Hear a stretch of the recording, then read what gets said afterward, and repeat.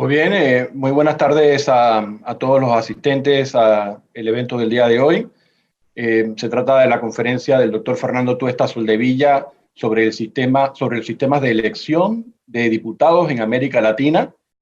La conferencia de hoy se inserta en el ciclo de videoconferencias internacionales que ha organizado el Tribunal Electoral a través del Instituto de Estudios Democráticos y que viene realizándose desde julio y que se prolongará hasta diciembre de este año, con el objeto de conmemorar, bajo la etiqueta de la democracia en el momento actual, los 30 años de refundación del Tribunal Electoral.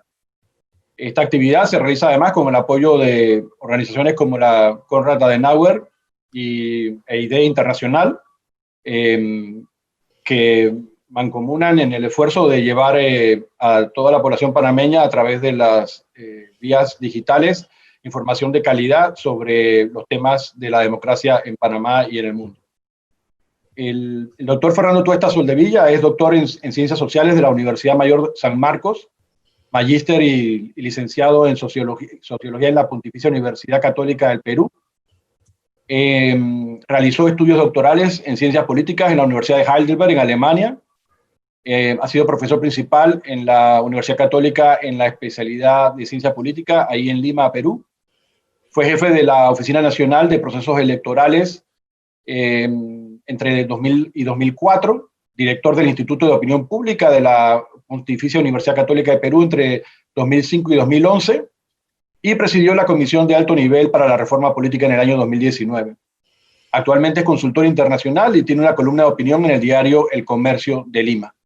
Sin más que decir al respecto, les dejamos en la compañía del doctor Fernando Tuesta Soldevilla. Muchas gracias. Muchas gracias a ti, Salvador. Muy buenas tardes. En primer lugar, mi agradecimiento a los organizadores, de manera especial al Tribunal Electoral de Panamá, IDEA Internacional, como la Fundación Konrad Adenauer. Bueno, me han solicitado hacer una exposición, introducción de los sistemas electorales de las elecciones de las cámaras bajas o de diputados en América Latina. Bueno, hay varias formas de enfrentar este tema. Yo quisiera de manera ordenada hacerlo a partir de lo que considero son los elementos centrales del sistema electoral, para lo cual voy a compartir pantalla para una presentación que quizá ayude. Bueno, en primer lugar, cuando nos acercamos al tema, tenemos que preguntarnos sobre los sistemas electorales. ¿Y por qué? Porque en los presidencialismos, a diferencia de los parlamentarismos, se requiere, en primer lugar, observar dos sistemas electorales. Aquel que produce la representación presidencial y aquel que permite, a su vez, la representación parlamentaria. La combinación de estas dos elecciones, porque se elige evidentemente de manera directa al presidente de la República, que es jefe de Estado y jefe de gobierno, es de particular importancia. Vamos a verlo luego más adelante. Y entonces, repito, no solamente es importante conocer cada uno de los sistemas electorales, tanto presidencial como parlamentario, sino también, y acá viene el otro punto, cuando se trata de cámaras de diputados o cámaras bajas, estamos hablando entonces de sistemas bicamerales. Y ahí entonces la situación se vuelve un poco más compleja. ¿Por qué? Porque vamos a tener tres sistemas electorales: el presidencial, el de la Cámara Baja de Diputados y el de la Cámara Alta del Senado. Eso es lo que hay que observar, ¿no? Y para observar es necesario ir descomponiendo cada uno de los elementos del sistema electoral.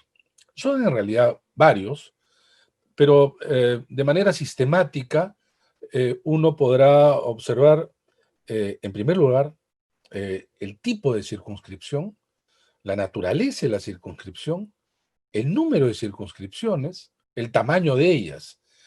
En sistemas electorales se diría que algo así como que la circunscripción es el corazón del sistema electoral, ¿no?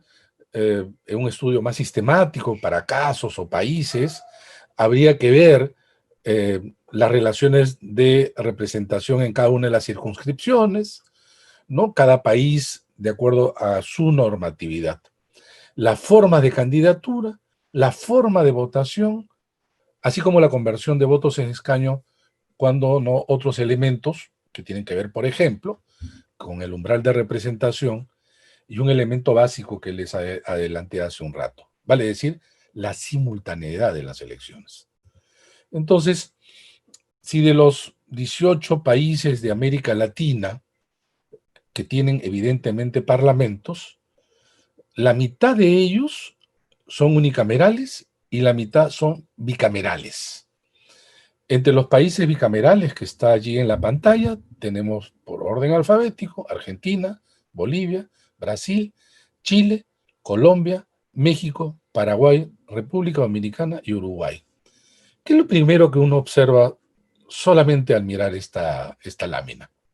En primer lugar, que todos estos países son países, casi todos digo, de América del Sur, y no se encuentran casi ningún país de Centroamérica, salvo República Dominicana, que es la excepción en este cuadro, ¿no? Que tiene en consecuencia dos cámaras. Pero a su vez, no encontramos algunos, no todos los países de América del Sur están. No está Venezuela, no está Perú, no está Ecuador. ¿Qué hace que un país sea bicameral o unicameral? Eso merecería otra exposición, solamente adelanto. De todos los países del mundo, no existe una norma, digamos, que establece qué país tiene bicameralidad y cuáles no, pero suelen tener ciertos rasgos. Y lo vemos acá también, ¿no? Más allá de aquellas excepciones. Al decir todo Centroamérica, estamos hablando en realidad de países relativamente pequeños o comparativamente pequeños en relación al resto, ¿no? Tiene una sola cámara, el número de sus representantes es menor. Si uno extiende una mirada en el mundo, va a encontrar también lo mismo. Los grandes países, y cuando digo grandes, estoy hablando de tamaño de población, y en consecuencia tamaño de sus congresos, suelen haber dos cámaras. Hay, sin embargo, repito, entonces tres países que es lo que ha ocurrido. Y miren bien, tanto Ecuador como Venezuela y como Perú fueron en algún momento bicamerales, cambiaron a unicamerales. Y lo cambiaron en circunstancias particularmente especiales. En caso de Ecuador, antes de la transición en la democracia en los años 70, en el caso de Venezuela, en el último, los años al inicio de este régimen venezolano actual, y en el caso de Perú también, bajo las circunstancias de una constitución dentro de un contexto autoritario, ¿no? Se reduce entonces de dos cámaras a una, y por eso no se encuentran en este listado. Pero entonces vamos a centrarnos en esta lista. Y lo primero que encontramos es eso, lo que aparece allí, ¿no? Y los hemos listado a partir de el número de sus parlamentarios que está a la derecha. Dos cámaras, México, por ejemplo, que es el más alto, no es el mayor en número de población y de electores, pero tiene un número alto de la combinación de ambos. Porque el número más alto lo tiene Brasil, que tiene 513 diputados, pero le sigue México, pero en México tiene 128 senadores, lo que completa 628 parlamentarios.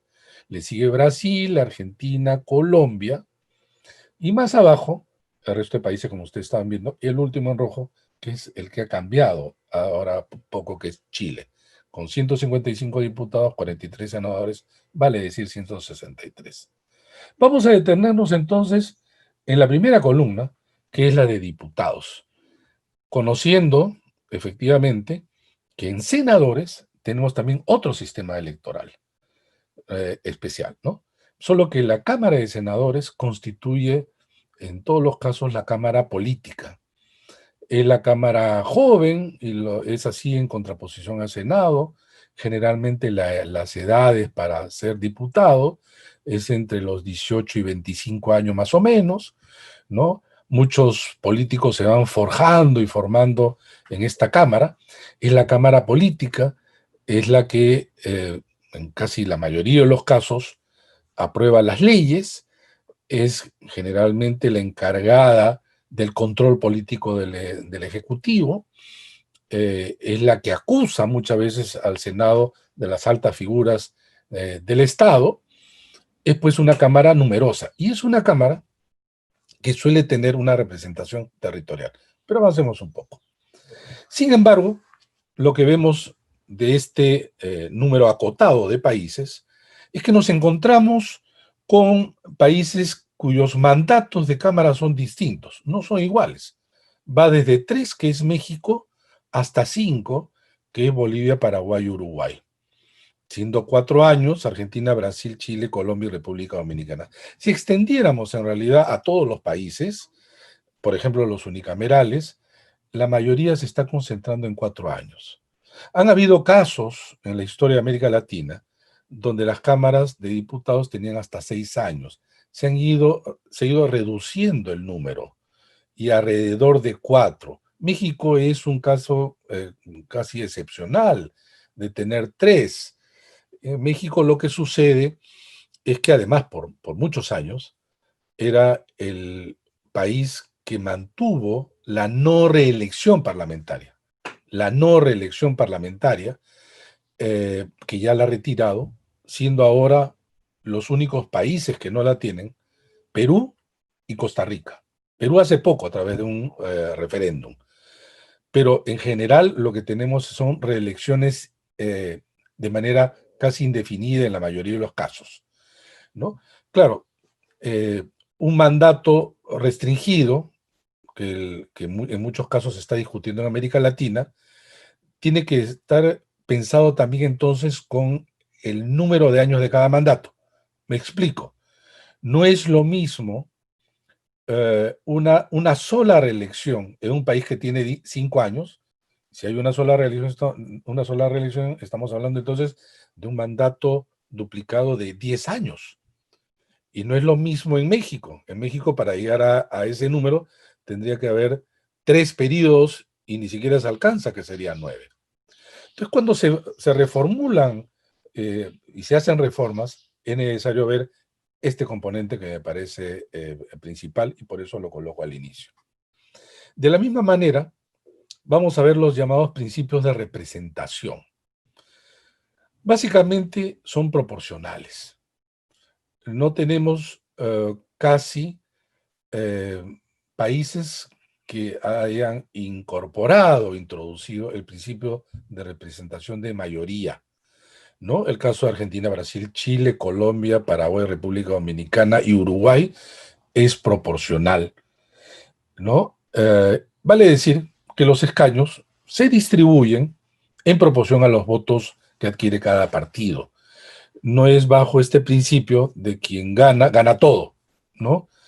Aun cuando vamos a tener algunos países, vamos a ver el caso de circunscripciones uninominales, donde solamente pues, se reparte uno, ¿no? El partido que gana, entonces se gana el escaño. Y hay casos especiales de una suerte de combinación. El caso de Bolivia y México.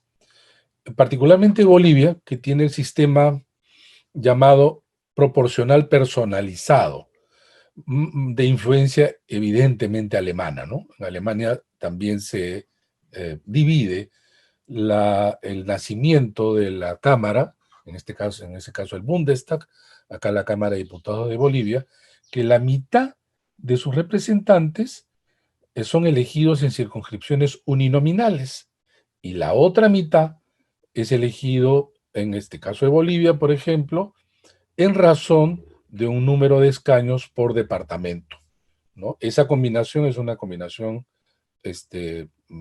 que se asemeja mucho al sistema alemán, parecido también a lo que tiene México, una suerte de combinación. Pero en la gran mayoría de los países es eso, sus unidades políticas administrativas primeras que en algunos casos se llaman estados, en otros casos se llaman departamentos, en otros casos se llaman provincias, se distribuyen escaños en proporción a la población. Dicho esto, lo que tenemos es también una diversidad de tipos de lista. Tenemos 4 países de los que tienen Cámara de Diputados.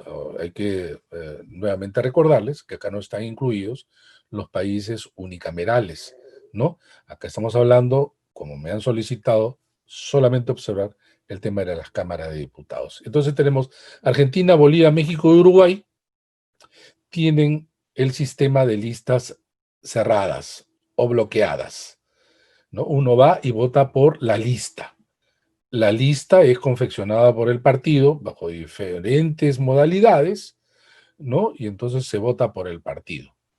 Pero progresivamente ha ido ganando en América Latina en las distintas modalidades de listas desbloqueadas. Desde listas desbloqueadas que pueden ser listas con voto preferencial o listas abiertas, en cuyo caso están incluidos Brasil, Colombia, Paraguay, República Dominicana o Chile.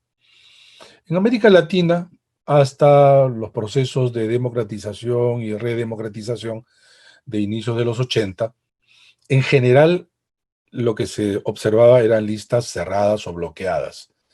Progresivamente, por una serie de circunstancias, factores, se fue incorporando determinadas modalidades de listas no bloqueadas o desbloqueadas.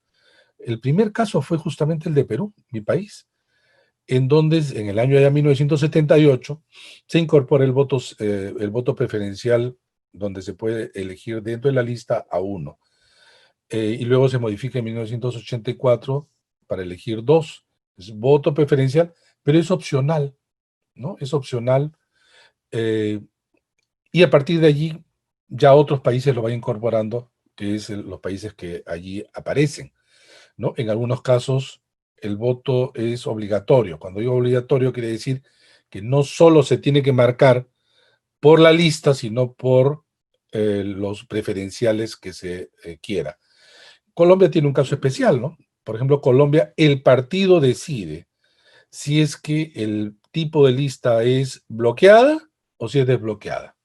Es un poco complejo, digamos, visto de fuera, pero ya los colombianos lo han incorporado hace algunos años, ¿no? El partido decide entonces a disposición de los electores si es que se vota por una lista cerrada o por si ellos desean, algún partido así lo considere, voto preferencial. Eh, Voto preferente le llaman los colombianos, ¿no? Entonces tenemos ahí una diversidad. 4 bloqueadas y 5 desbloqueadas. Y también hay una diversidad, aunque hay una mayor concentración en el caso de las fórmulas de adjudicación de escaños. Las fórmulas matemáticas de adjudicación de escaños se han ido progresivamente inclinando a una fórmula que, si bien es cierto, da una suerte de premio a la mayoría, no muy grande, pero sí a la mayoría. Es una fórmula sencilla, es una fórmula que de una sola operación se permite distribuir los escaños. Es el caso de Argentina, Bolivia, Chile, Colombia, Paraguay, República Dominicana y Uruguay. El cociente electoral es el que se maneja en Brasil, y la mayoría relativa por tratarse justamente en el caso de diputados uninominales, ¿no? Como solamente se elige un escaño, obviamente quien tiene más votos gana, por mayoría relativa. ¿Es la única fórmula? No. Por ejemplo, los franceses, que son los creadores del balotage, para ganar la circunscripción en la Asamblea Nacional, lo que hacen es que el partido deba lograr el 50% más 1 de los votos para ganar el escaño. Caso contrario, se van a una segunda vuelta en el Parlamento. Cosa que es parte de un diseño muy interesante de los franceses, que América Latina copia mal, pues en el caso del balotaje, solamente otorgando esta modalidad para el caso presidencial, más no para el caso del Parlamento, que lo vamos a ver un poco después cuando veamos más cercanamente el tema. Y otro tema es esto que ha ido progresivamente preocupando en el caso de América Latina. ¿Qué quiere decir? El fraccionamiento cada vez mayor que se encuentran en los parlamentos. ¿Cuántos partidos debe haber en el Parlamento? Bueno, esta es una pregunta que se ha hecho a la ciencia política hace mucho tiempo, ¿no? No hay un número fijo, pero digamos, eh, hay un número que ya el manejo del Parlamento se hace más complejo, ¿no? Por eso es que cuando se hablaba de los sistemas de partidos multipartidista, eh, digamos, se hablaba pues de 5 o 6 partidos, ¿no? Pero cuando un número es muy alto, entonces vamos a ver, y vamos a ver luego en algunos casos, vamos a encontrar grupos parlamentarios muy pequeños, ¿no? Y cuando hay una dispersión mucha del voto, las posibilidades de ponerse de acuerdo también se hace cada vez más difícil. 3 países de las cámaras de diputados colocan umbrales o barreras mínimas. Argentina, Bolivia 3% y México 2%. No existen barreras mínimas en los siguientes países. En otros países de América Latina, que son unicamerales, lo que advertimos, curiosamente, es el caso de Perú también. Perú tiene 5%. Si no se llega al 5%, no se ingresa al Parlamento. La idea es que partidos con menos de ese porcentaje eh, son partidos que no deben ser considerados porque, digamos, si no se fracciona más el Parlamento, ¿no? En este caso, de lo que hemos visto, solamente 3 países lo consideran. Y acá viene entonces el tema que estábamos comentando sobre la simultaneidad. Hay varios tipos de simultaneidad, ¿no? Simultaneidad alta, media y baja. Y cuando hablamos de simultaneidad, estamos hablando solo del caso de, en el tiempo, cómo se elige la presidencia de la República y la Cámara, en este caso de diputados. Es alta cuando coincide el mismo día, ¿no? Es alta cuando, como en el caso de Bolivia, un solo voto va al Parlamento y a la presidencia, ¿no? En Argentina no siempre, ¿por qué? Porque en Argentina existe además, hay otro componente que hay que agregarle, que no toda la Cámara se renueva de una vez, sino, por ejemplo, la última vez solamente se renovaron 130 diputados, ¿no? Del total. Y entonces, si quieren ustedes, podemos regresar para que se vea. Argentina tiene 257 diputados y el año pasado solamente se renovó el mandato de 130, ¿no? Entonces, la simultaneidad alta es cuando coinciden. Y cuando coincide, ¿qué efecto suele tenerse en este tipo de elecciones? Generalmente, el voto presidencial, digamos, arrastra, ¿no?, la votación parlamentaria. Tiene un efecto de arrastre, ¿no? La simultaneidad es baja cuando, por ejemplo, se tiene no solamente las elecciones siendo en el mismo tiempo, tienen, por ejemplo, boletas separadas, ¿no? No boletas, algunos le llaman tarjetones, le llaman en Colombia, por ejemplo, cédulas le llaman en Perú, ¿no? El voto, ¿no? Son separados y entonces ahí la simultaneidad es más baja, como en México y en Paraguay, pero carecen de simultaneidad cuando el tiempo de elección es diferenciado. Es el caso de Brasil, Chile, Colombia y República Dominicana. Un caso muy particular es el caso de Colombia. Colombia elige primero el Parlamento y después elige al presidente. Digo que es un caso muy especial, porque generalmente suele privilegiarse la elección presidencial y después la parlamentaria para producir cierto efecto del primero sobre el segundo. En caso colombiano es al revés. Pero además en Colombia no existe una separación en el tiempo un poco más prolongada, sino solamente escasos pocos meses y forman parte casi de una misma campaña, ¿no? Entonces esto también hay que observar. ¿En qué momento se vota? Y acá yo creo que no se ha discutido mucho, pero me parece muy importante. Que están viendo, por ejemplo, esta simultaneidad en Colombia no ocurre, ¿no? Entre la elección de presidente y diputados. Lo que me parece, digo, interesante es que en América Latina no se discutió mucho, es esto lo de la simultaneidad. ¿Qué es lo que se quiere finalmente? ¿Un presidente que pueda tener un apoyo significativo en el Parlamento o se quiere un contrapeso? ¿Los contrapesos en América Latina están funcionando bien? Eh, Eso hay que preguntarse. ¿Qué es lo que quiere el legislador? Y miren ustedes este cuadro, que digamos es el último, eh, que sistematiza cosas interesantes. Por ejemplo, en el caso de los partidos que tienen cámaras, miren ustedes, hay países como Brasil que tienen, como no tienen umbral y hay una alta dispersión, tiene 30 partidos representados en su cámara.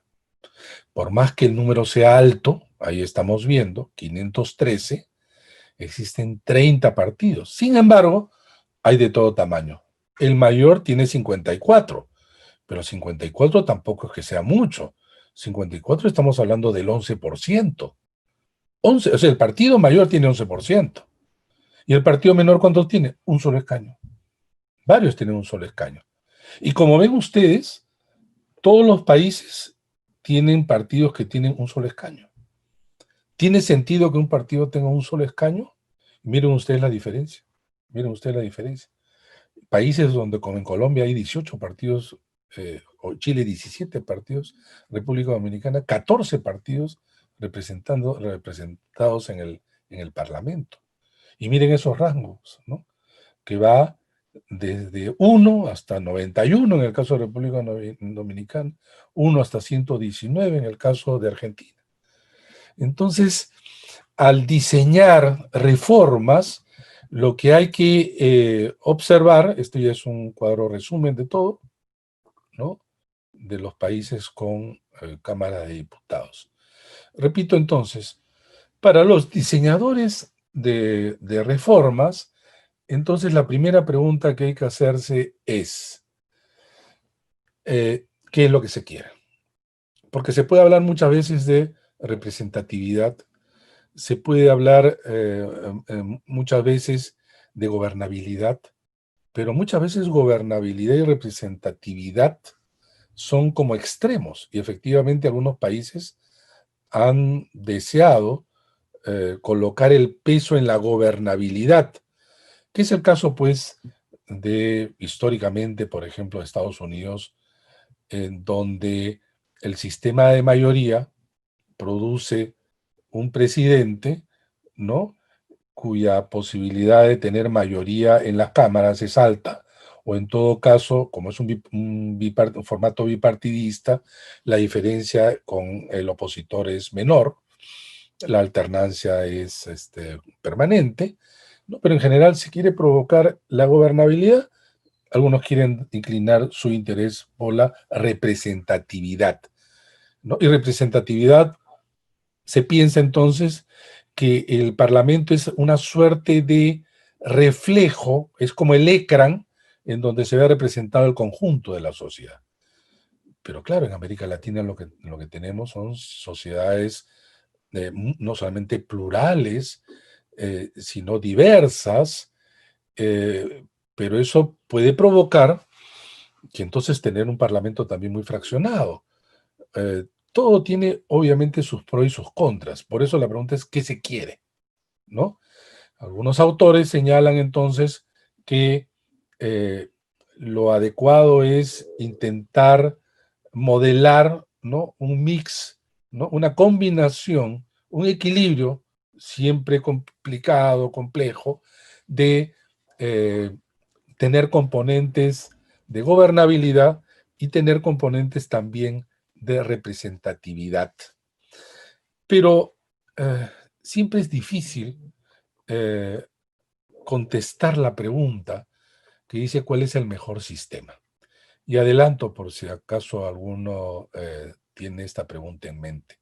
No hay mejor sistema. Existen sistemas que se adecúan mejor a determinados países que otros. Por eso es que en las reformas, la importación de mecanismos tal cual muchas veces puede producir efectos no deseados. Porque allí donde se implementó, por diferentes factores que no se toman en cuenta, ha funcionado. Y repito, y así recojo lo que adelanté antes. Es el caso del balotage o segunda vuelta en América Latina. Esto es un invento francés, el balotage, del siglo XIX. Y se incorpora al marco constitucional francés. En algunos momentos se deja de lado, hasta que a partir de finales de los 50, en la Quinta República, con De Gaulle, se vuelve a incorporar. Y entonces, ¿ahí qué se hace? El presidente de la República es por doble vuelta, ¿no? Quien no tiene un 50% más uno, van a la segunda elección los candidatos con mayor votación. Pero hay que tener cuidado. En Francia, la diferencia de tiempo entre una vuelta y la otra es solamente 2 semanas. 2 semanas. En América Latina se ha llegado a tener entre primera y segunda vuelta como 2 meses. Es una diferencia enorme porque los franceses pensaban una segunda vuelta es una suerte de una campaña y una elección continua, haciendo el símil, como a veces les digo a mis alumnos, es como una suerte de tiempo suplementario en el fútbol, ¿no? Inmediatamente, ¿no? Casi se descansas un poco y sigues, ¿no? Esa es la idea de los franceses. Pero además, en Francia, una vez elegido el presidente de la República, un mes después elige la Asamblea Nacional, vale decir la Cámara de Diputados. Y allí, que son circunscripciones uninominales, se elige siempre que el partido haya ganado con el 50% más uno de esa circunscripción. Si no gana, si nadie gana, pasan a una segunda vuelta todos los candidatos que hayan superado el 12.5%. No dos, sino pasan varios. Y en la segunda vuelta gana el que tiene mayoría relativa. ¿Qué efectos tiene eso? Muchos. Y esto se produjo, es decir, primera vuelta, 2 semanas después, segunda vuelta presidencial, un mes después, primera vuelta Asamblea Nacional, 2 semanas después, elección, segunda vuelta en el Parlamento, en la Asamblea Nacional. ¿Qué ocurre acá? Y es mi interés, que es algo que he estado reflexionando hace un tiempo, sobre todo en la aplicación de la reforma en el caso peruano, lo siguiente. Cuando el elector conoce quién es el presidente de la República ya elegido, lo que va a producirse es un llamado voto estratégico. El francés ya sabe quién, por ejemplo, la última vez que había ganado Macron, ¿no? Y entonces él dice, bueno, votaré en la asamblea apoyando las listas oficialistas porque quiero que tenga apoyo. Pero también los opositores hacían campaña para que elijan las listas opositoras o la lista opositora, si es que para el que quedó segundo. ¿Y qué efectos tiene? Lo que hemos visto cuando ya se cambió el diseño francés, antes no era así, por eso es que muchas veces lo que se tenía era que el presidente no tenía una mayoría en la Asamblea Nacional. Y entonces la Asamblea se elegía al primer ministro, ¿no?, que estaba en el gobierno con el jefe de Estado, que era elegido directamente. Es lo que se llamaba pues la cohabitación, y ocurrió en varios periodos en Francia. Pero desde que han ordenado en el tiempo estas elecciones, el presidente de la República ya tiene mayoría o tiene una bancada, un grupo parlamentario con un componente muy alto. Eso es lo que se logra. En América Latina, ¿para qué sirve la diferenciación de las elecciones? ¿Por qué la primera vuelta o por qué la elección presidencial coincide o no? No se discutió mucho en América Latina. pero los efectos han sido diversos. Entonces tenemos a presidentes enfrentados con sus parlamentos. ¿Eso se quiere? Bueno, algunos dirán, pues, sí se necesita un cierto equilibrio, pero en general, más en abstracto, más que pensar en el presidente que tenemos al frente ahora o en la composición del Congreso. Y entonces, ya acá ya resumiendo un poco, para hacer reformas es importante plantearse la pregunta, ¿qué es lo que se quiere? ¿Qué es lo que se quiere? Los diseños institucionales van a ayudar, no van a crear realidades de la noche a la mañana, pero van a encaminar. Eso sí es importante. Dentro de ello, entonces, tenemos que ver todos estos elementos que hemos revisado, pero de la misma manera que una vez logrado la representación presidencial y parlamentaria, ver cómo ese resultado produce entonces no solamente una representación ciudadana, sino un juego de fuerzas y, importante por cierto para la gobernabilidad, entre el Ejecutivo y el Legislativo, ¿no? Eso es en resumen lo que una observación, de los sistemas electorales latinoamericanos nos ofrece hasta el día de hoy. Bueno, yo quiero dejar acá esta primera exposición y estar al tanto entonces de las interrogantes que ustedes quieran hacer llegar. Muchas gracias. Muchísimas gracias, doctor. Quiero recordarle a los asistentes que en la parte de abajo de sus pantallas la plataforma Zoom provee una sección para preguntas y respuestas que pueden escribir ahí todas las preguntas que quieran dirigirle a nuestro conferencista del día de hoy. De todas maneras, inicio con una que ya una participante señaló y que se refiere al impacto que puede tener la existencia de las listas cerradas. Pregunta ella, Doris Ibarra, si puede considerarse que se limita el ejercicio al voto para el elector al circunscribir la elección a listas cerradas. A ver, no es que sea más o menos democrático. Acá lo que importa es qué efectos produce. Las listas cerradas son listas que producen una mayor relación o incidencia entre el partido y el resultado, ¿no? Las listas cerradas, sin embargo, han sido sustituidas, como hemos visto, por listas desbloqueadas. Sin embargo, a lo largo del tiempo y una observación más sistemática de este modelo en los últimos 30 años en América Latina, se pueden encontrar algunos efectos de las listas desbloqueadas. Lo primero es que la competencia que es, digamos, intrapartidaria, se convierte o se le suma una competencia interpartidaria. Porque la desbloqueada exige que cada candidato sea una suerte de mini partido. Porque lo que hace es una campaña para ser elegido él. Y entonces, acá tiene un primer efecto. Es muy difícil que el partido vaya a ordenar, digamos, sus candidatos, tener ciertas líneas centrales de competencia, ciertas guías, ciertos vectores para una campaña. Porque el consultor le va a decir a cada candidato, a un candidato, tú, si eres igual al resto, pues no te vas a diferenciar. Y en consecuencia, lo que vas a tener es que te van a ganar. Lo que se requiere es que tú destaques. Entonces, con el correr del tiempo, lo que ha ocurrido es que los candidatos han comenzado a hacer campañas que ya se han salido de las fronteras y de los linderos que ordenadamente puede tener un partido. Y entonces, en América Latina se ha visto, en muchos países que tienen listas desbloqueadas, candidatos que ofrecen como si fueran candidatos presidenciales. Eso uno.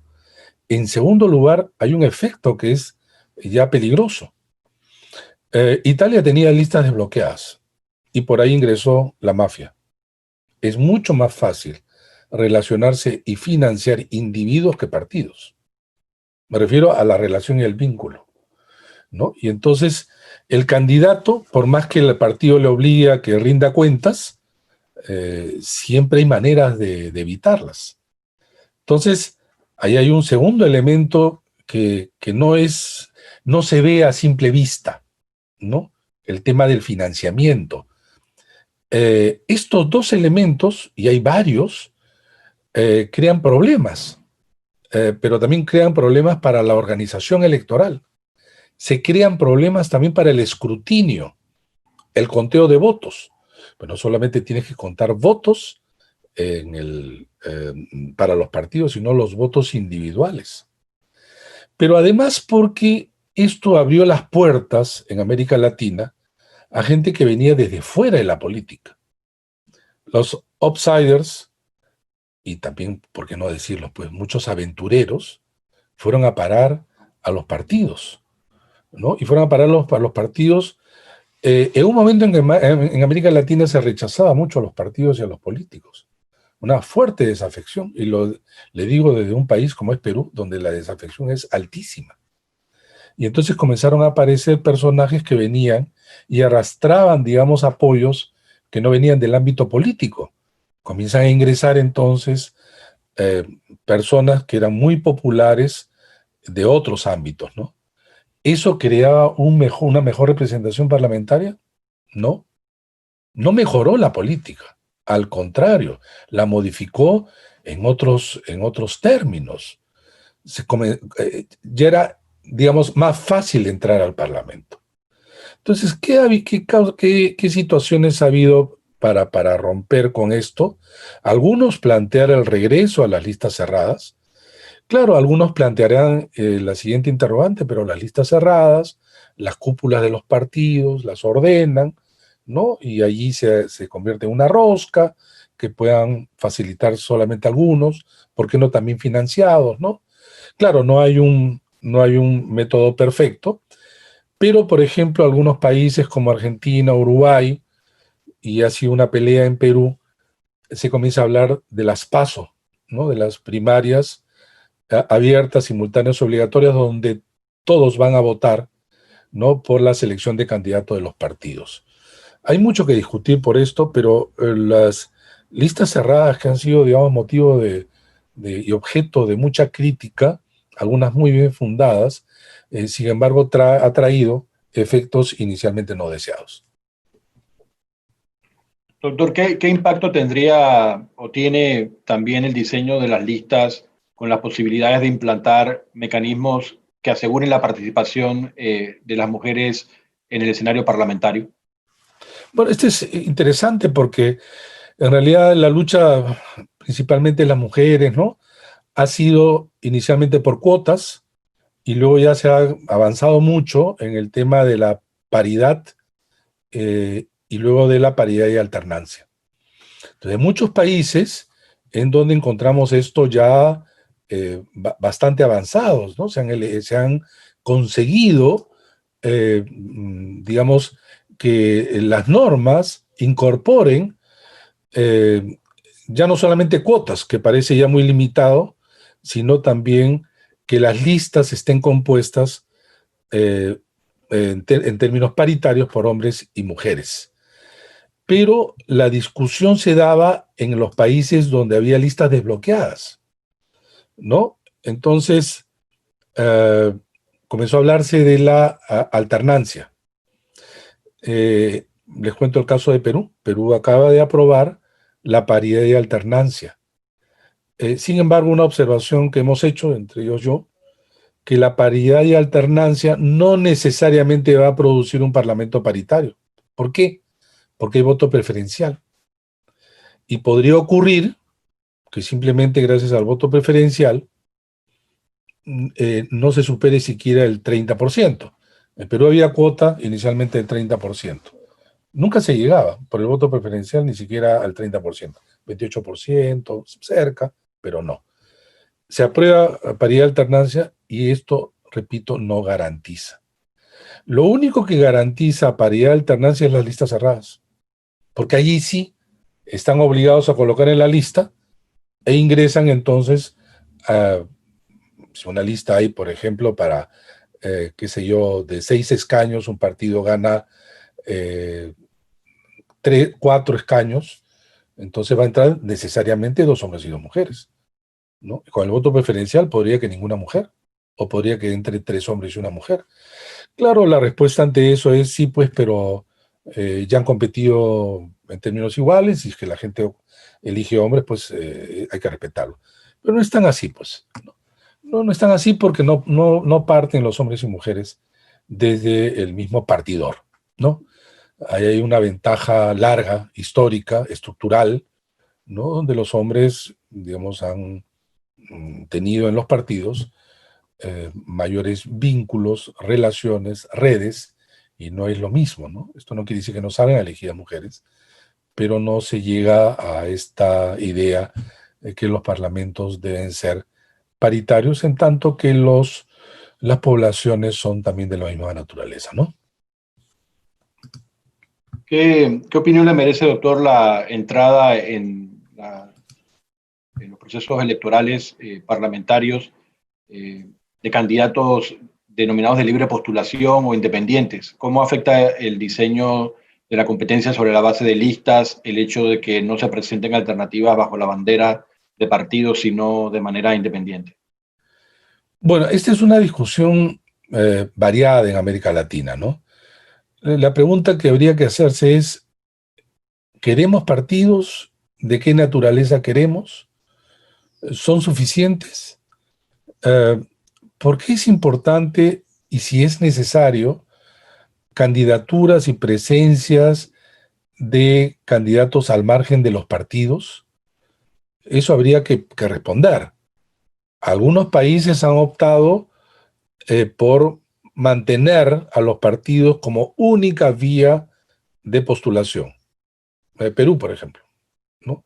Solamente puedes postular si es que eres miembro de un partido. A no ser, y hay una figura que se juega, que seas un invitado. O sea, no eres miembro del partido, pero el partido te invita, ¿no? Para incorporarte a sus listas de candidatos. Entonces, en otros países, ante el desprestigio de los partidos, se dicen, por ejemplo, esto de candidaturas de libre disposición. Y allí, miren, como el voto preferencial es popular, el voto preferencial es popular. Muchos países lo quieren, pero que no se saben los efectos que va a tener posteriormente. El voto preferencial erosiona a los partidos de todas maneras. La pregunta es, ¿estas listas al margen de los partidos erosionan a los partidos? Si es sí, cada país dará la respuesta. Pues ese será el costo, pero hay que hacerlo, dirán, ¿no? Yo no podría dar una receta, pero sí creo que hay que hacerse por lo menos esas preguntas. En México se discutió, ustedes saben, esta situación, ¿no? De los candidatos así llamados independientes. El problema del independiente, que algunos efectivamente lo son, es que siempre está cargado de manera, digamos, clara o, digamos, o velada, un discurso antipartidario y muchas veces antipolítico. Y eso está resultando peligroso en América Latina. En alguna de las respuestas, doctor, parece perfilarse una distinción entre una política muy personalizada y otra más institucional basada en los partidos políticos. ¿Eso es un contraste exclusivo de la disputa por el voto en el escenario parlamentario o usted cree que es un signo de los tiempos en la política en general? Es una combinación, Salvador. En realidad, la personalización de la política es cada vez mayor y algunos pensarían que es casi inevitable. Pero ¿cómo encuadrar esta personalización de tal manera que no erosione a los partidos y no por los partidos en sí mismos, sino porque si es que se erosionan los partidos, ¿estamos erosionando el sistema político o no? ¿Estamos erosionando a los sistemas representativos o no? ¿Ha hecho bien América Latina tener representantes de ámbitos que no eran los claramente políticos y a través de los partidos ayudó. De repente en un país sí, de repente no. En mi país no. En mi país no. A tal punto, por ejemplo, que los escándalos, ¿no?, que muchas veces ocurren en muchos rincones de América Latina, en mi país, por ejemplo, se ha visto involucrado a estos parlamentarios que no solamente nacen del voto preferencial, sino viene de otros ámbitos, y que su campaña generalmente es: yo soy independiente, yo vengo de fuera de la política, algo así como tengo las manos limpias, ¿no?, y vengo a cambiar todo, y al último no hace sino reproducir los males y a veces acrecentarlos, ¿no? Entonces, y ha obligado, por ejemplo, a gente ya a distanciarse de la política, gente mucha gente interesante que podría entrar a la política, pero no, porque están estas personas. Muchas de estas personas, en el alto grado de la personalización, Salvador, lo que ha ocurrido es que son como representantes de un periodo.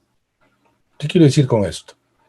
De que si se vuelven a presentar, la gente no los reelige.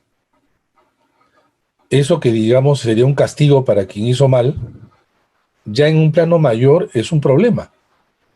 Y me remito nuevamente a mi país, porque no quiero estar tocando otros países. Lo que está ocurriendo entonces es que son representantes de un solo periodo, repito, y entonces los parlamentos se van como reformulando cada 5 años, en este caso, donde la mayoría son nuevos parlamentarios. Y entonces lo que se está rompiendo es lo que sería una suerte de carrera política, ¿no? El ser parlamentario debe ser un escalón más dentro de una carrera política, ¿no? Entonces tú tienes gente que estaba militando en partidos, luego ha tenido alguna representación a nivel local, dentro del partido también, logra luego en una cámara, pasa a otra, en algún momento puede ser hasta candidato presidencial. No, pero todo esto se ha desbordado en América Latina, y de frente, gente que nunca estuvo en la política y es candidato presidencial y a veces presidente, ¿no? Es como que todos subieran por las escaleras y subieran por el ascensor, ¿no? Y lo estamos viendo, claro, este no es un tema solamente de América Latina, Estados Unidos. Donald Trump es el presidente que no tuvo antes cargos representativos. Todos los candidatos a la presidencia en Estados Unidos siempre han sido, pese a que son otros formatos, han sido gobernadores, alcaldes, miembros de la Cámara, senadores, etc. Tiene una carrera política, ¿no?, donde el ser candidato presidencial era pues un escalón ya el mayor. Entonces, las carreras políticas importan. Yo creo que sí, con todo lo que eso puede implicar, ¿no? Unido a lo que acaba de decir el doctor, algunas preguntas que se plantean los miembros del auditorio giran en torno al perfil del diputado. No sé si usted pudiera avanzarnos algo un poco relacionado con lo que se espera funcionalmente de la tarea parlamentaria y cuál sería un perfil del diputado o diputada en países de América Latina. Es difícil pues tener, ¿no? Porque el perfil termina siendo una suerte de modelo ideal, ¿no? Y nunca nadie llega a ese nivel, ¿no? Y entonces toda comparación se va a perder. Pero, ¿qué cosas, por ejemplo, se han estado discutiendo? Al ver una serie de críticas a la representación, se decía, por ejemplo, inmediatamente la gente piensa en educación, ¿no? Y dice, por ejemplo, los parlamentarios deberían de tener estudios superiores, ¿no? Deberían ser, no sé, pues magíster, doctores, ¿no? Tener una educación alta. Eso sería importante tener en el Parlamento. Claro, también suena, inicialmente podría ser hasta sensato, ¿no? Pero no lo es, porque se está perdiendo mucho de vista que lo que estamos en realidad eligiendo son cargos políticos de representación.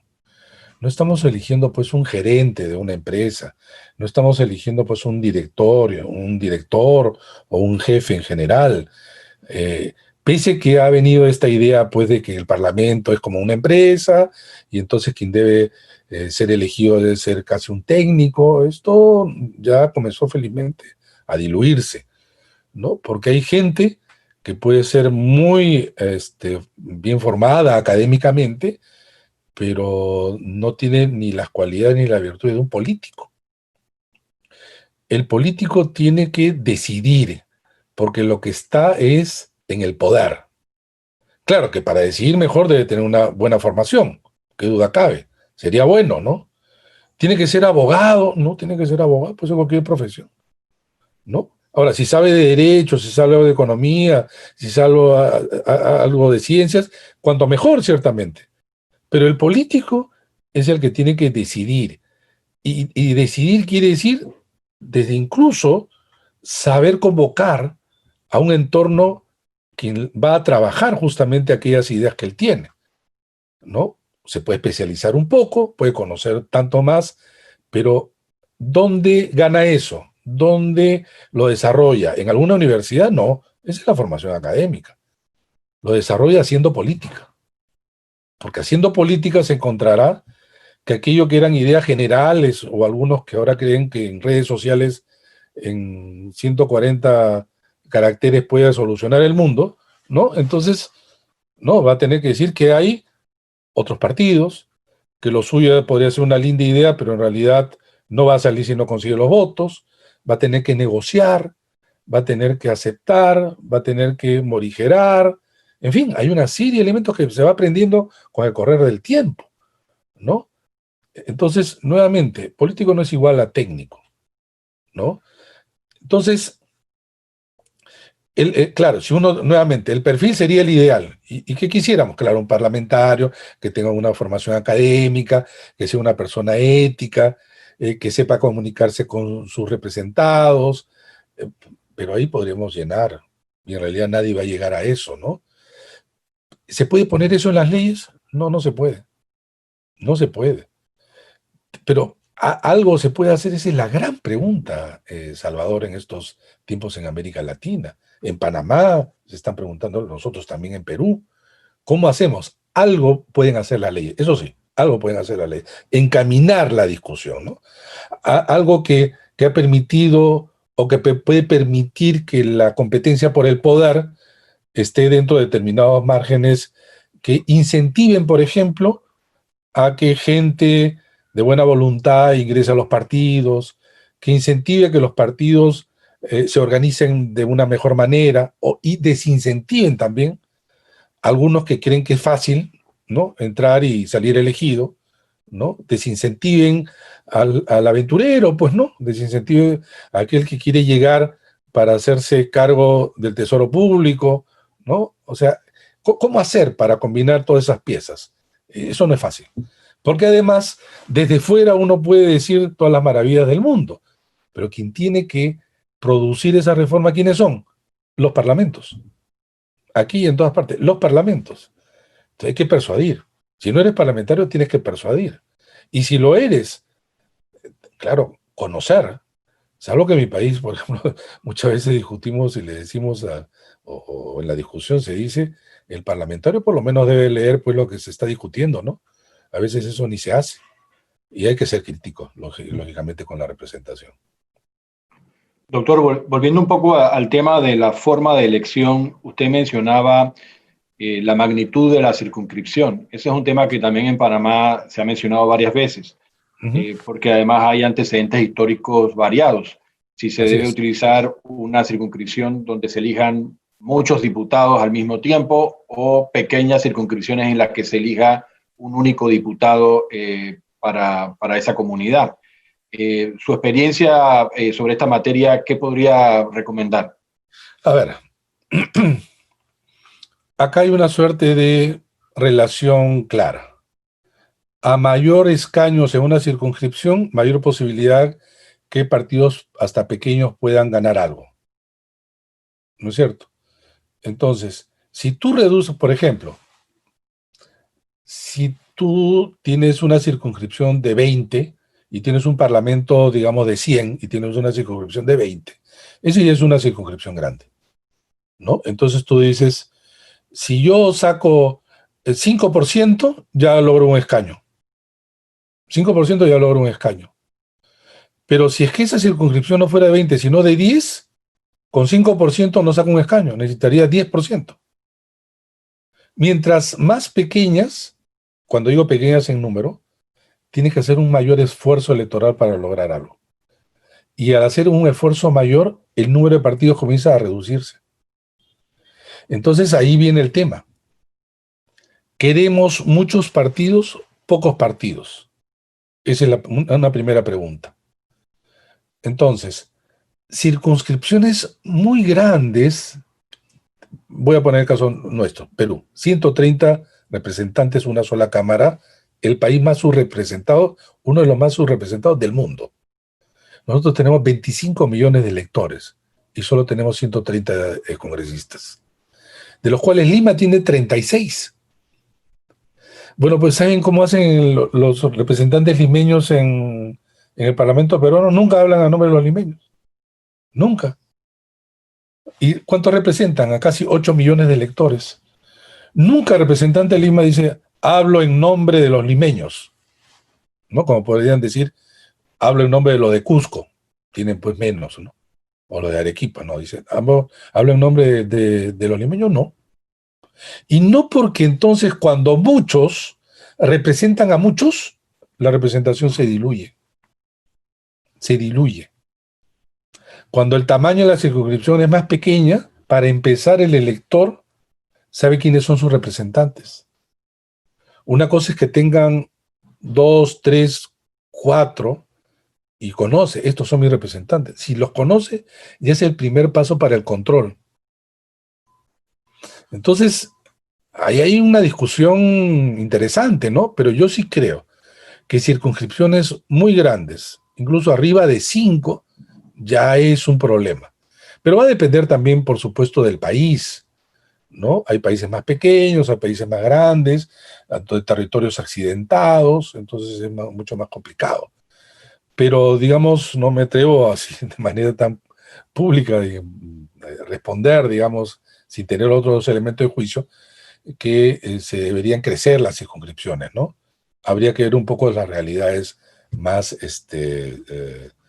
situarme un poco más en la situación panameña en este caso. Otra de las participantes pregunta sobre la importancia de la fórmula de representación proporcional de la cual usted hablaba durante su conferencia.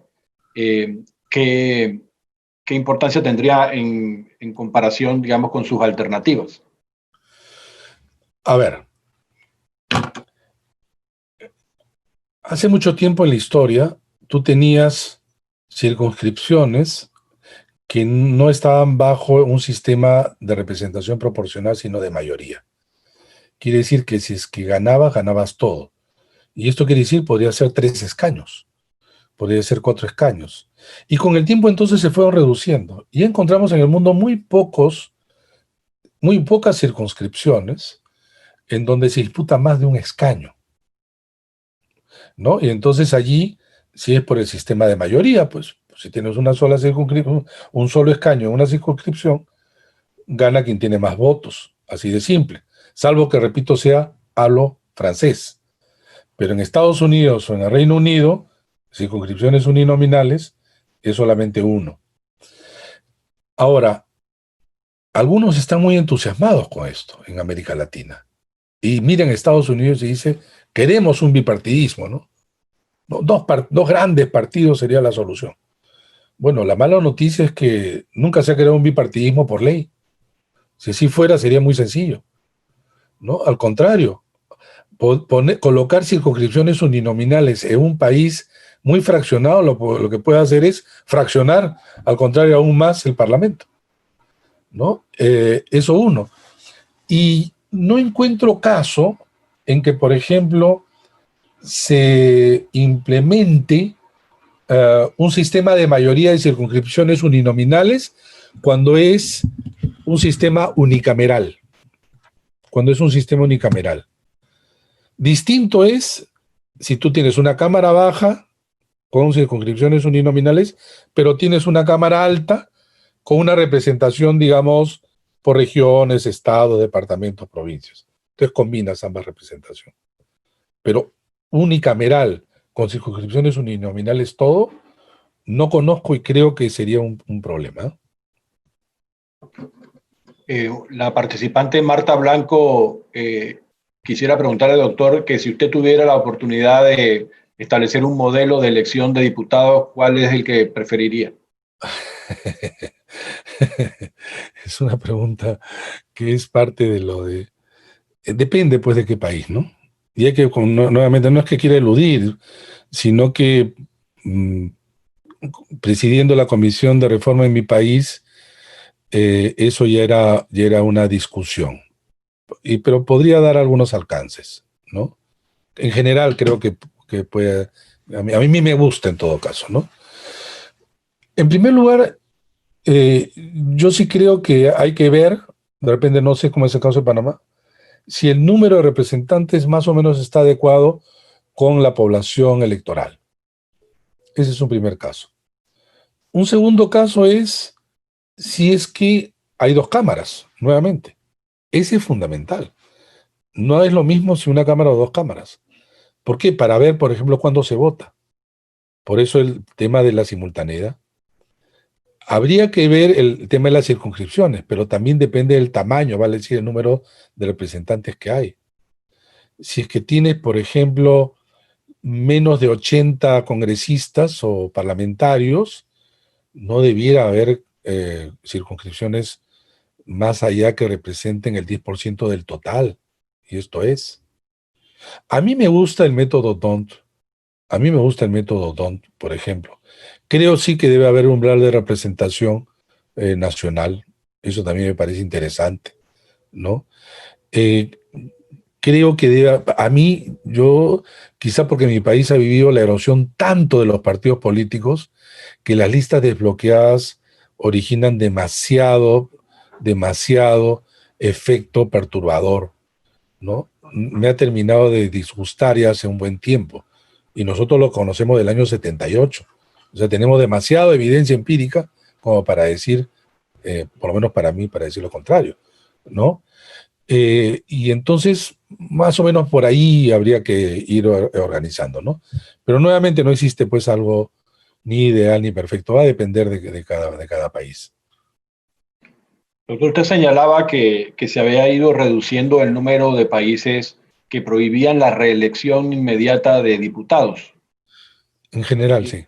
sí, la pregunta gira sobre el impacto que tiene eso sobre la calidad del ejercicio de los parlamentos, la existencia o no de reelección inmediata de los diputados. Esa fue una discusión en mi país, pero hay tanto rechazo a los parlamentarios que en el referéndum se prohibió la reelección. Y saben que este es un problema, nuevamente por el tema de las carreras políticas, pues. Claro, mucha gente dice lo siguiente: son los mismos de siempre. No sé si en Panamá existe este término. Son los mismos de siempre.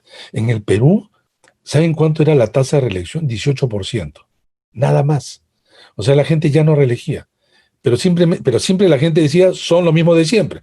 Claro, lo que pasa es que los reelegidos son los que tenían más experiencia política y por lo tanto los medios de comunicación se acercaban más a ellos y entonces decía, son los mismos de siempre, ¿no? Entonces no queremos reelegirlos, ¿no? Claro, lo que pasa es que si es que el reelegido es de un partido que no te gusta, quisieras que no se lo reelija, pues. Pero esa es parte de la democracia también. Lo cierto es que en mi país se eliminó la reelección inmediata. Y lo que estamos viendo ya son sus efectos. Si eso se combina con voto preferencial, si eso se combina con ya una situación de rechazo muy alto a la política, el resultado va a ser un parlamento de baja calidad. Un parlamento de baja calidad, ¿no? Como repito, no es que exista algo ideal, no es que exista lo anterior era mucho mejor, pero de baja calidad. Y eso es preocupante. Costa Rica, que lo tiene esto de algún tiempo, son 4 años de mandato, lo ha sabido manejar. Costa Rica siempre es una, digamos, Costa Rica y Uruguay han sido pues los dos países en América Latina que se salían casi de las tendencias, ¿no? Pero además son países chicos, ¿no? O sea, es difícil manejarse en otros países con las mismas características, pero son países más homogéneos, por ejemplo, ¿no? Un alto grado también de nivel cultural educativo, ¿no? Hay otros elementos también de base, partidos históricos mucho más estables, ¿no? Pero en el caso de México tenía que ver pues con el formato de partidos. Yo lo eliminó. Ahora ya es posible reelegirse. Quizá un punto intermedio sea, no sé, pues que lo permitas 2 o 3 mandatos y luego, digamos, hasta ahí nada más. Y si quiere volver tendrá que esperar un periodo más.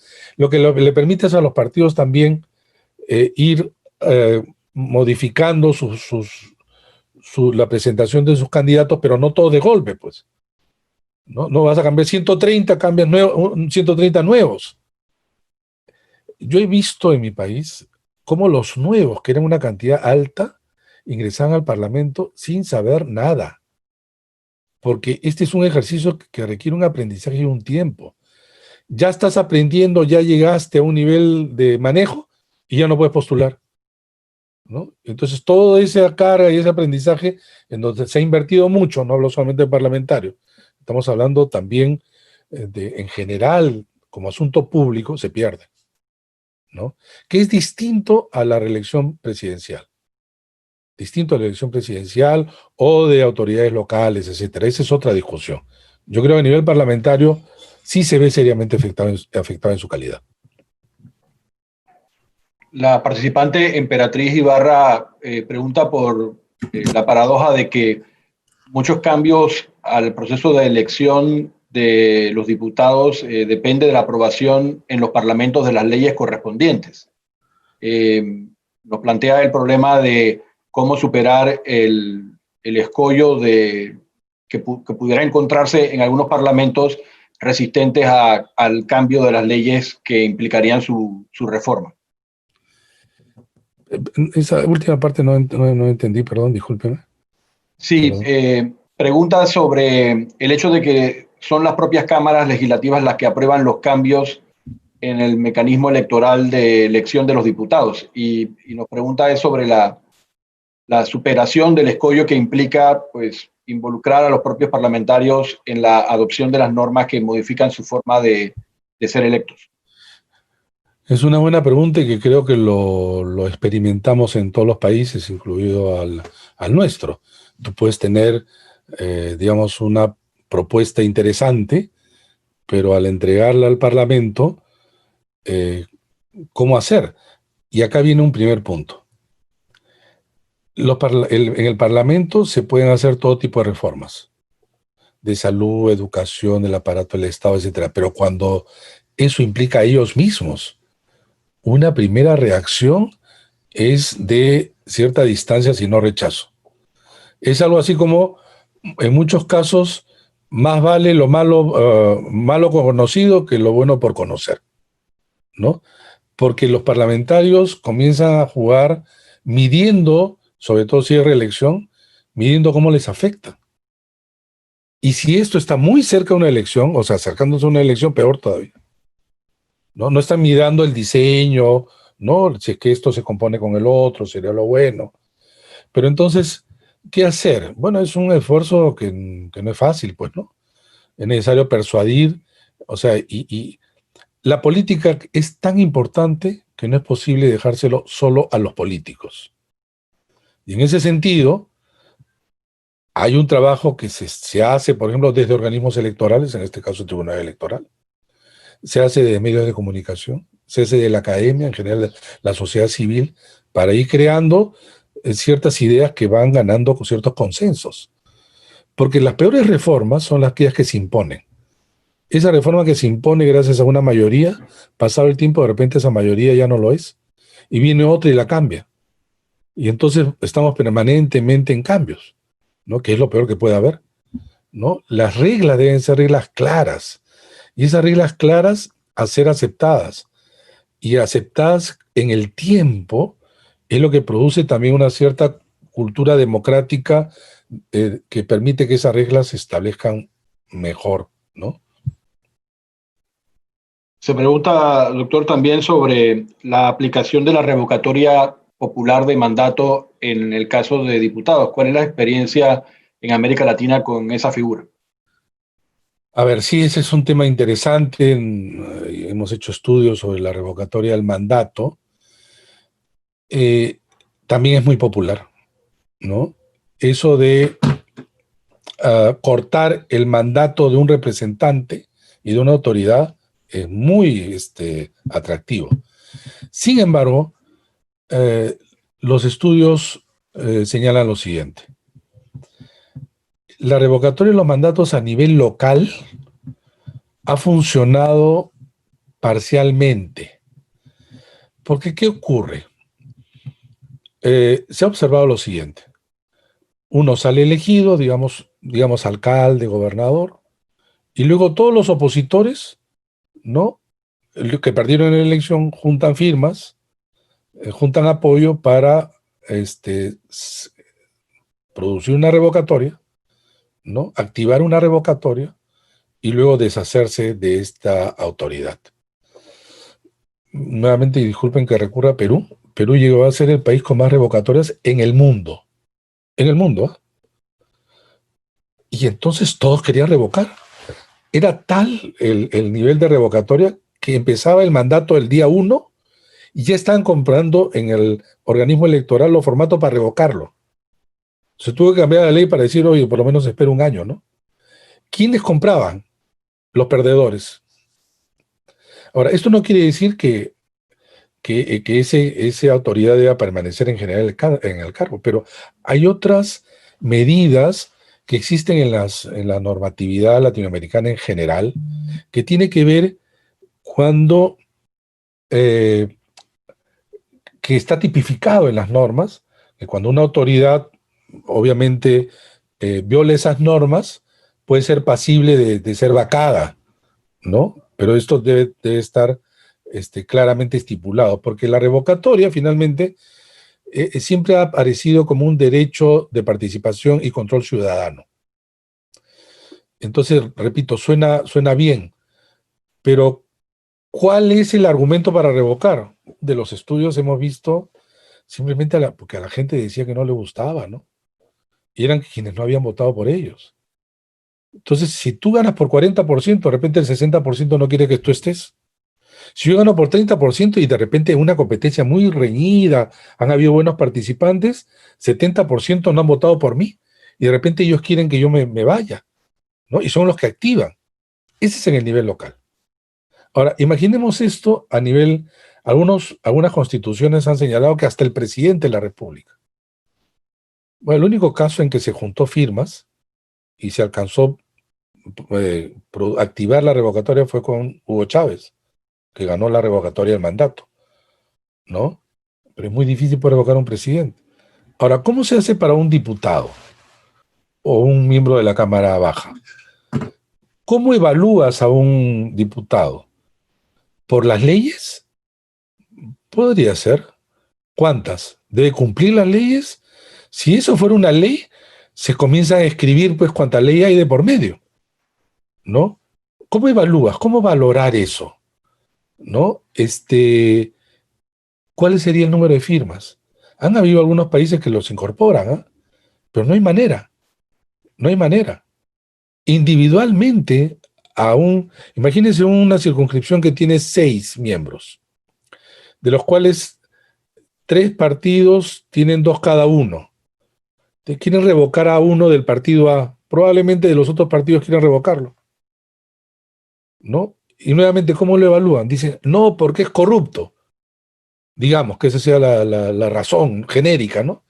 Bueno, hay canales, pues, dentro del Parlamento para que si es que las evidencias se puedan mostrar, hay canales para que esta persona salga, ¿no? Y hay una discusión, por ejemplo, en el caso de Perú y también otros países, sobre la inmunidad parlamentaria, ¿no? Están cubiertos los parlamentarios durante el periodo de su mandato, que puede ser 4 o 5 años, de una suerte de ser intocados, no. Pero llevar adelante revocatoria siendo popular, no creo que sea el mejor camino y es muy complicado además. porque nuevamente es distinto a una autoridad que es ejecutiva. Dice, ese es el alcalde, ¿no? Ese es el gobernador. Pero a uno que forma parte de un colectivo es muy complicado, ¿no? Doctor, volviendo también al tema del proceso de elección de los miembros de la Cámara Legislativa, usted mencionó el fenómeno de las primarias. Eso también ha sido un tema de discusión en el escenario panameño y se le ha atribuido un bagaje de virtudes y de defectos a la práctica de las primarias. Entre los defectos siempre se menciona el encarecimiento del proceso de designación, pues, de los candidatos de los partidos a las elecciones generales. Eh, y entre las virtudes, por supuesto, la competencia interna por alcanzar las postulaciones de los partidos. ¿Qué opinión le merece ese instituto y la experiencia latinoamericana? A ver, los países que tienen estas primarias son, por lo menos las abiertas, obligatorias, que participa todo el electorado, es Uruguay, que fue el primero, y es Argentina. Perú lo ha aprobado, pero no lo va a aplicar el 2021, bajo el argumento que por la pandemia hay que postergarla al 2022. Pero, ¿cómo nace esto? O en todo caso, en algunos países, ¿cómo están haciendo? Porque la selección de candidatos en los partidos se ha convertido en un coto cerrado en los partidos, ¿no? Allí donde, por ejemplo, muchos partidos, algunos líderes, algún grupo del partido o quienes controlan el partido, se encargaban de seleccionar y entonces la participación de sus miembros no era tal, ¿no? Y no había manera entonces de poder romper, digamos, ese nivel de control. Entonces, ¿qué permitía las PASO o las primarias abiertas? Que toda la ciudadanía justamente pueda votar y seleccionar a los miembros de las listas. En la propuesta nuestra iba un poquito más allá de la Argentina y de la Uruguaya. ¿Y cómo era? Decíamos, el voto preferencial que hay en el Perú fuera, desaparecerlo, que sea lista cerrada, pero en los partidos sí debe haber el voto preferencial. Y decíamos, por ejemplo, el partido A presenta, hay una circunscripción que tiene 3, y el partido tiene sus estatutos, su reglamento, y dice, estos son los requisitos para postular, se presentan 6. Bueno, pero 6 con voto preferencial. Entonces la gente dice, vota por cada uno, vota por este partido y por cada uno en esta circunscripción, y los 3 con mayor votación son los que constituyen la lista. Y luego va a la elección general, pero ya como lista cerrada. Ya como lista cerrada. Compiten entre ellos. Pero una cosa es competir dentro del partido, donde obviamente van a tratar de unificar esfuerzos para decir cómo se representa mejor el partido, que es distinto al voto preferencial fuera, donde cada uno hace su propia campaña y el partido se fracciona. Entonces, ¿y por qué digo esto del voto preferencial y digo que es diferente a Argentina? ¿Por qué? Porque en Argentina, en las internas de las primarias, se permite que los partidos presentan listas. Entonces, lista A, lista B, lista C, y la gente va y vota por esas, pero al final no vota. ¿Saben por qué? El 90% en Argentina son ya listas únicas. Se ponen de acuerdo las facciones de los partidos y dicen, presentamos esta. Entonces la gente va y ya no puede escoger, porque hay una sola lista.